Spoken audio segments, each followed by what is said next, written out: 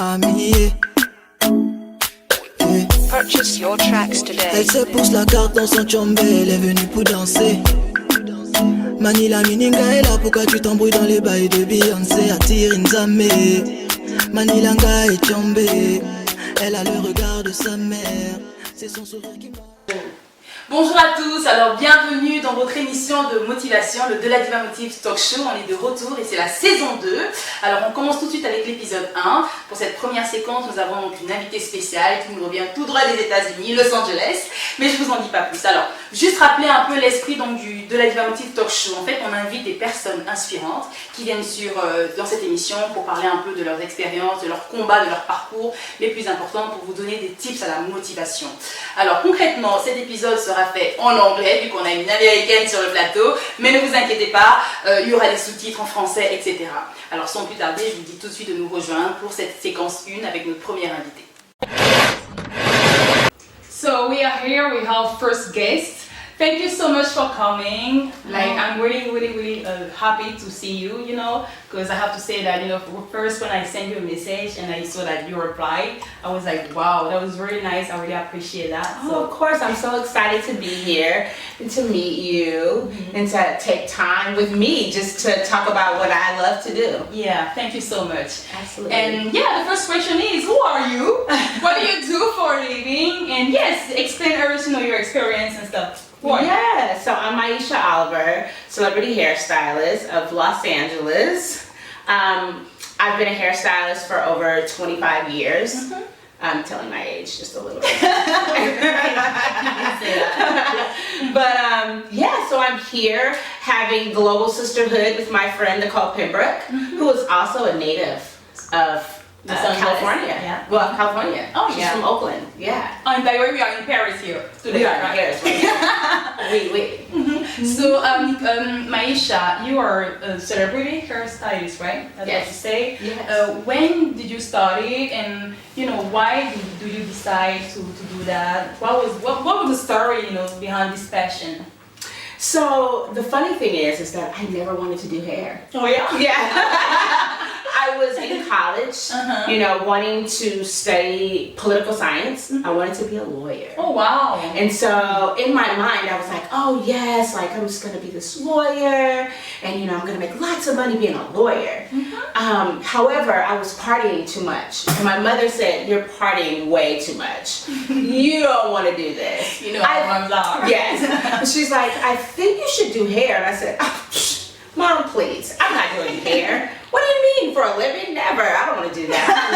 I'm a lawyer. And so my mom took me to a hair school, and I fell in love with it, and I never left. Wow. And I just wanted to like do everything with hair, and I found my passion, and my mom helped me see that. But do you still stay connected to your, you know, lawyer passion, or you know? No.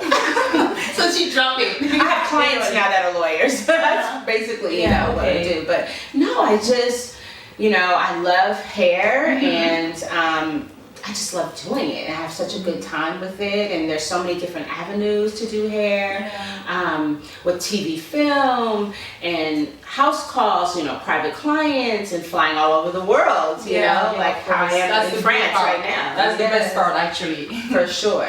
And you know, having dreams and goals means that you have kind of, you know, mindset, you know, positive mindset. What was your mindset at this moment when you started this passion, you know? And have you at the beginning find some, you know, obstacles, you know, difficulties and doubts? Did you doubt yourself when you first started? So basically, you know, I just really wanted to work in Beverly Hills. Okay. I wanted to be like a star doing hair in Beverly Hills. That was as far as I went. I didn't know that I'd be traveling the world to do hair, but I definitely wanted to be in Beverly Hills. Yeah. That's my dream, you know? And I connected with Elgin Charles of Beverly Hills. Okay. And that is where it really began, you know, for the celebrity hairstylist journey. And how did you you know, did you have some fears, you know, when you started, like everybody who's, oh, maybe I'm not, you know, this is not for me and stuff, or maybe I should change this, you know? Did you have some doubt, and how did you fight your fears? So you know what, I never had doubt. Okay. You know, of course I had fears. 20-something years old, just getting started in a brand new career. Yeah. You know, I definitely had fears, never any doubt. However, I just faced my fears and I just threw myself. She faced her fears. Yes, I threw myself right on in there, and I was just like, I'm gonna do this, like no matter what. Yeah. And anything that came my way, I always believe in solutions, never a problem. And so with that mindset, I definitely always use that as my ground to help me get through and overcome any trials or tribulations. Yeah, so you have a strong mindset, you know, because you were positive at this moment. Sure. And you've already been.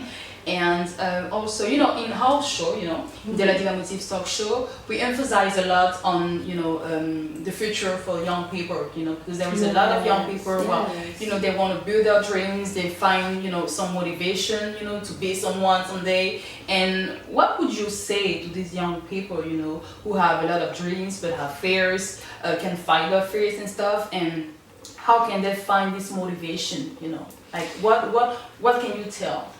Yes, you know, so I find that with young people, they inspire me as well. Yeah. You know, it's like they help me remember who I was when I was their age. Yeah. And so I try to just encourage and instill positivity, tell them to find their passion, whatever it is, dig deep and do what you love to do. You'll find that in your career, you'll do more if you do what you love to do. You'll make money, you'll never stop wanting to do it, you'll never stop wanting to go to work.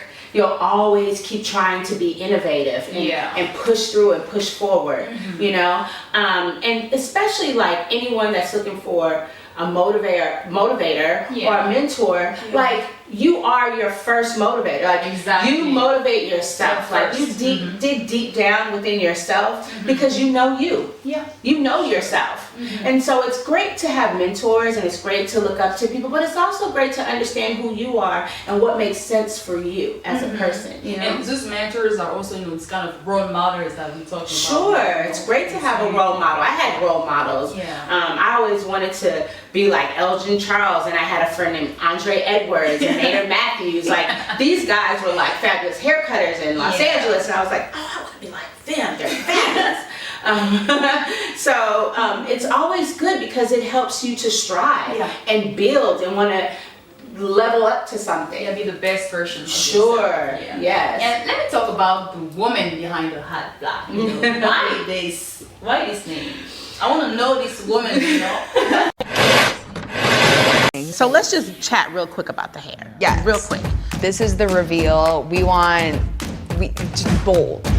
I definitely think it's time. Good. We're so excited for you. I'm like, just want to jump because I know like this is such a big transformation and like such an amazing moment for you. So Thank you. Thank you for being a part of my. And she got a hot black. Right. So it's so funny. And so all through, even high school, I used to always wear a hat. Never a black hat, but I always wear a hat. And so just, you know, I'm a mother, you know, and a wife, you know, as well as a hairstylist. And so I never had time to comb my hair. And so I would always put this hat on. And because I always wear black, you know, hairstylists, we usually wear a lot of black. And so I was like, oh, I look crazy. So I always throw this hat on. And I was like, at least if the hat is on, I got the hair underneath, I look like my hair is done. And so I was like, I look pretty good. So that was the inspiration behind the black hat because I was always rushing. You know, I was taking kids to school and making lunches and doing field trips and going to work and traveling to this person's house. I never had time for myself. And so I would just take this hat and throw it on, right? And start stuff. Yes. And so then it just became a thing. So then after that, I was like, well, the black hat is working. You know, when I you know, went to your, you know, Instagram profile, I was like, oh, women behind the black, like, what is that? Like, I mean, this is interesting. You know, I was like, I catch the name. Right. I said, yeah, I need to talk to her. Yeah, bring her on the show. Right. And so I think too, like when I have a black hat on, it just, I'm not really looking at myself. Yeah. You know, a lot of times when you're in the mirror as a woman, you know, if I have my hat is off, then I'm trying to fix myself too. I'm like, oh, this hair is out of place, or I'm trying to fix myself. I notice that when I have the hat on, I'm really focused on my client and I can really just look at my client and only focus on my client and not really focus on myself, because I like to take care of my client, make them look beautiful, and if I don't have a hat on, I'm like, oh wait, I need to fix myself right here. I really like it. Thank you. So what is your powerful message about motivation? I want to know, what is your scream, your motivation, scream? Well, I think what motivates me, besides my children, because they motivate me a lot, is really how I inspire others. And I think that it is our obligation, to give back and make sure that we reach back to our younger audiences and our younger children, and people that are wanting to come up in this business, and just encouraging them and pulling them up. We all need that strength. And so my main goal is to be a motivator for young adults who are interested in television, film, glam, beauty, and that's basically what I do. I encourage my assistants. When I have assistants, I'm always pushing them and motivating them to be the best that they can be, and find your strengths. You should always try to find your strengths and use those strengths to make money, because those are the things that you'll develop your expertise in. Exactly. And you empower others, For sure. So Maisha, don't forget that we are here in Paris. What are you doing here actually? I know, right? I'm just like in Paris, just hanging out. No, I'm actually here to meet with my global sister, Nicole Pembroke, right here, who has the salon International Beauty Expert, and she's located in Paris. And so she and I connected through one of my clients from the States who's come here and found her. And then I came to visit and we connected. And so ever since then, it's been my global sister. So it's not the first time? No, not at all. I've been here before and connected with Nicole. And you guys work together sometime, Well, this is our first time working together. Oh, okay. Yes, wow.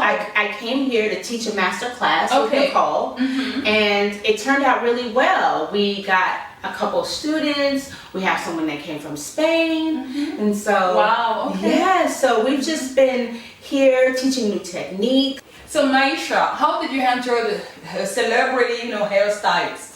So how I entered or became a celebrity hairstylist is I went to a salon that had celebrities, known for having celebrities, which was the Elgin Charles Salon of Beverly Hills. And so I went to that salon and worked for him for almost 10 years. And after that, I started doing celebrities and meeting people and working in that environment. And then I opened my own salon for 5 years in West Hollywood. And finally, you're not just a hair, a stylist, you're a celebrity hairstylist. What is the difference? What is the difference? Oh, wow. Well, one, because, we insist on it, like the celebrity hairstylist, Well, here's how I look at it. All my clients are celebrities. I treat them all that's really as nice. if they are celebrities. I really mean that. I do have clients that are celebrity clients, and I treat even my clients that come that are teachers, lawyers, doctors. I treat everyone the same. Okay, but listen, I want to talk about a specific game that I prepared for you. A little game, It's a new thing on the show. Okay. So let's call it the positive card and the negative card, right? Okay. I'm gonna give you like the negative word. Okay. You will, tell me what it brings to you in your mind. What is your impression when you heard these words? Okay. And the second one is a positive word. So when you heard this word, you will say a powerful message, simply. Okay? Okay, she's putting me on the spot. Let's start with the negative word. Okay. When I say giving up. Giving up? Yeah. Oh, never give up. Never give up. There's too much to live for, too much to strive for. What does that mean? If you feel that spirit coming on you, that give up spirit, you just find a way to take that energy and use it for something else.